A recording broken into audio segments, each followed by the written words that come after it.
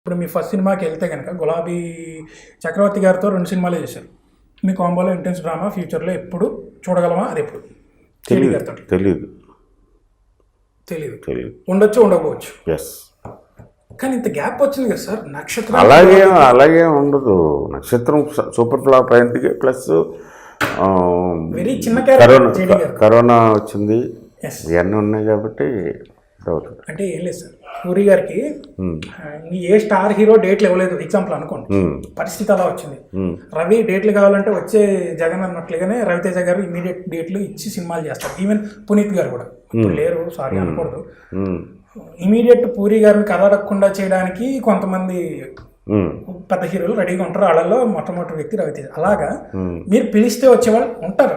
But JD గారు first list లో ఉంటారు కదా. మీరు అలాగే కాదు, నేను అలాగే ఎవరిని పిలవను. ఓకే, నాకు హెల్ప్ చేయండి అని నేను అడగను. ఈ కథకి నువ్వు సరిపోతావు. ఇప్పుడు నేను కథ ఆఫర్ చేస్తాను, నాకు సరిపోతాడని అనుకుంటే కథ పిచ్ చేస్తా అతనికి. ఈ కథ విను, నీకు నచ్చితే చెయ్యి అంటాను. కథ నచ్చితే తప్ప నా కోసం ఏం చేయొద్దు అంట. ఎవరు చేయదు కూడా అలాగా. Any rejections from heroes? లేదు, ఎప్పుడు లేదు. ఇప్పటివరకు గులాబీ ఫ్రమ్ మనీ టు రంగమార్తాండ ఆ స్థితి వరకు వెళ్ళను నేను అసలు. ఓకే, సింధూరం ఇప్పుడు వస్తే సార్, నేను లైన్గా అడగట్లేదు. బట్ 2 సినిమాలు కట్ చేశాను కావాలని, అవి కాకుండా కవర్ చేసుకుంటూ వచ్చాను. సింధూరం ఎలా స్టార్ట్ అయింది, అసలు దాని బ్యాక్ స్టోరీ గురించి చెప్పండి. ఏలేదు, అప్పుడు నక్సలైట్లు ఇప్పుడు మావోయిస్టులు అంటున్నారు. ఏదో హిందీ సినిమా ప్రేరణ. నక్సలైట్లు నీకు తెలుసు కదా, మరి ఇంకెందుకు అడుగుతున్నా? నాకు ఏ సినిమా తెలియదు. నక్సలైట్లు పోలీసుల మధ్య సామాన్య జనం చచ్చిపోతూ ఉండేవారు. ఓకే, మెయిన్ కన్సర్న్ అది అక్కడ స్పార్క్ అయింది. ఆ టైంకి గుల్జార్ గారు తీసిన మార్చిస్ అనే సినిమా. అది ఆయన జమ్మూ కాశ్మీర్ టెర్రరిస్టుల మీద ఒక ఫ్యామిలీ బ్యాకింగ్ పెట్టి చేశారు. చాలా బాగా చేశారు. గుల్జార్ విశాల్ భారద్వాజ గారి ఫస్ట్ ఫిల్మ్ అది. బ్రహ్మాండ songs, Tabu and not Irrfan Khan. అది ఇంకొక సినిమా, అది మక్బూల్. అది ఇర్ఫాన్ ఖాన్ అండ్ తబ్బు. ఇది మార్చెస్లో అతను ఏదో సింగ్ అతను హీరో. అక్కడ 2-3 సినిమాలు చేశాడు. కంప్లీట్ నక్సలైట్ బ్యాక్ డ్రాప్ అండి అది? కాదు, అక్కడ జమ్మూ కాశ్మీర్ JKLF లష్కర్ ఏ తోయిబా ఆ గొడవ.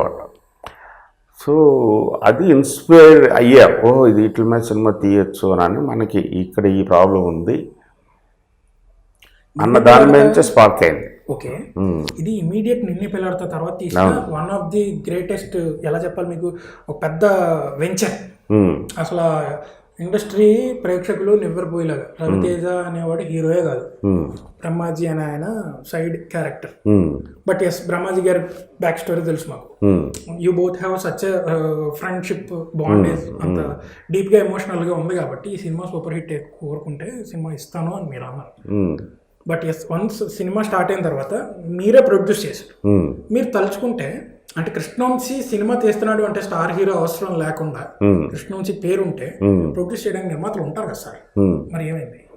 ఫ్రీడమ్ కోసం నేనే తీసుకున్నా. ఫ్రీడమ్, క్రియేటివ్ ఫ్రీడమ్ ఉండాలి. Complex subject plus experiment. ఇది వేరే డబ్బులతో ఎందుకు చేయాలి? బాలు మహేంద్ర గారి స్థాయిలో ఉంటుంది సార్ సినిమా. అవును, అయ్యో అంత పెద్ద మాట. బాలు మహేంద్ర గారు చాలా పెద్ద ఆయనతో మనకు కంపారిజన్ లేదు. సో అది ఎందుకు వేరే వాళ్ళని రిస్క్లో పెట్టడం అని నేనే తీసుకున్నాను. క్లైమాక్స్ బ్రిడ్జ్ దగ్గర సీను, బ్రహ్మ చచ్చిపోయే సీను, అక్కడ అంటే ముందు నుంచి అనిపించలేదు అంటే అనిపించింది నాకు. ఆ పర్టికులర్ సీన్ లో ఆ ఫ్రేమింగ్ అంతా ఆయన ఫోటోగ్రఫీ స్టైల్లో ఆయన ఇన్ఫ్లుయెన్స్ ఉంటుంది. అంత గొప్పోడిని కాదు. బాలు మహేంద్ర గారు ఎక్స్ట్రాడినరీ డైరెక్టర్, ఎక్స్ట్రాడినరీ కెమెరామెన్. సొంత సినిమాకి సొంత కెమెరామెన్ ఆయన. గోవింద్ నిహలాని సార్ వాళ్ళే పెట్టుకుంటారు. మిగతా వాళ్ళు చేసిన దాఖలాలు చాలా రేర్. చేసినా కానీ పేరేసుకోరేమో చేయరు. బాలు మహేంద్ర గారు ఆయనే షూట్ చేస్తారు. ఆయన ఎక్స్పోజర్స్ వేరు, ఆయన కంపోజిషన్స్ వేరు. సింధూరంలో అర్ధ శతాబ్దపు అజ్ఞానాన్ని స్వతంత్రం అందామా, సిగరెట్ పెట్టి మీరు రాసిన పాట. అసలు ఆ పాట సినిమాలోనే లేదు. ఎందుకు లేదు ఉంది కదా ఫస్ట్ స్క్రిప్ట్లో లేదు స్క్రిప్ట్లో లేదు సిగరెట్ పెట్టి మీద తక్కువ ప్రత్యక్షమైంది ఏంటి అసలు ఏంటి సార్ అది లేదు అది ఆ కాపీ చూసినప్పుడు ఇంకొక 2 రోజులు రిలీజు 3 రోజులు రిలీజు కాపీ చూసినప్పుడు గురుగారు కాపీ చూపించాను ఆయన నైట్ చూశారు చూసి దీనికి ఒక పాట కావాలరా అర్జెంటుగా రికార్డ్ చేయి అని చెప్పన్నారు అప్పటికప్పుడు రాసి ఇచ్చారు వెంటనే ఆ నైట్ శ్రీ గారిని లేపేసి దానికి మ్యూజిక్ డైరెక్టర్ గారు చేసి వెంటనే బాలు గారిని అడిగి బాలు గారిని రిక్వెస్ట్ చేసి బాలు గారిది వేరే రికార్డింగ్ ఏదో జరుగుతుంది ఆ రోజు దాన్ని క్యాన్సిల్ చేసేసి మేము దూరిపోయాం అంటే ఇమీడియట్ అలా జరిగిపోయిందండి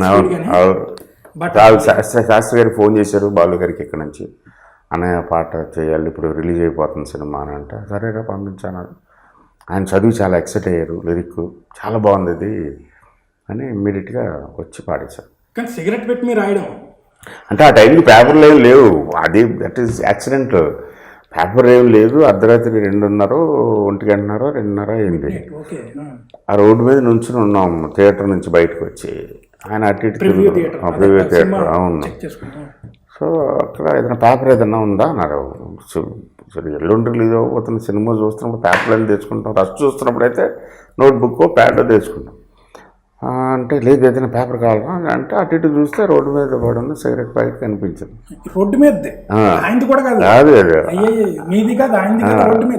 టప్మంట దాన్ని తీసి అది ఓపెన్ చేశాను ఓపెన్ చేసి వెనకాల గాలి ఉంటుంది అది అంటే ఆయన పెన్ను ఎప్పుడు పెన్ను ఉంటుంది ఆయన దగ్గర ఫస్ట్ 2 మాటలు రాశారు అర్ధ శతాబ్ద పరిజ్ఞానాన్ని స్వతంత్రమా అవును అద్భుతం గురూజీ అంటే సరిపడా ఇంటికి రాసేస్తాను మొత్తాన్ని గంటలో రాశారు అప్పటికప్పుడు ఈలోగా శ్రీని పిలిపించాను మ్యాజిక్ సార్ అంతే అలా జరుగుతుంది యూ షుడ్ బి ఓపెన్ అది అనేది ఇప్పుడు మీ ఫస్ట్ సినిమాకి వెళ్తే కనుక గులాబీ చక్రవర్తి గారితో 2 సినిమాలు చేశారు మీ కాంబోలో ఇంటెన్స్ డ్రామా ఫ్యూచర్లో ఎప్పుడు చూడగలమా అది ఎప్పుడు తెలియదు